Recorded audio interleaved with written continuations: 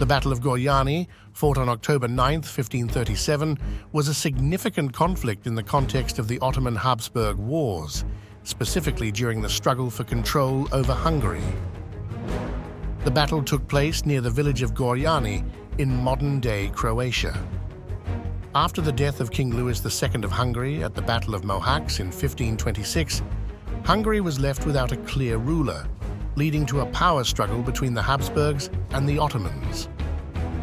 The Habsburgs, under the leadership of Ferdinand I, sought to solidify their claim to the Hungarian throne and repel Ottoman advances. In 1537, the Habsburg forces, led by Johann Katzianer, marched to relieve the besieged fortress of Osijek, held by the Ottomans. The Habsburg army was composed of a diverse array of troops, including German Landsknechts, Spanish infantry, and local Croatian forces. However, the Ottomans, commanded by Grand Vizier Ayas Mehmed Pasha, were well prepared for the confrontation.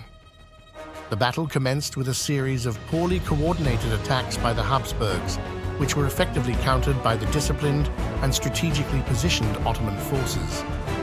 The Habsburg army suffered from logistical issues, lack of cohesion, and inadequate reconnaissance, leading to a catastrophic defeat.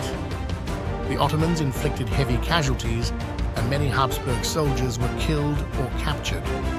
The defeat at Gorjani was a significant setback for the Habsburgs, leading to the solidification of Ottoman control over central Hungary. It highlighted the strategic and tactical challenges faced by the Habsburg forces in their efforts to counter the expanding Ottoman Empire. The battle underscored the military prowess of the Ottomans and their ability to maintain dominance in the region during the 16th century.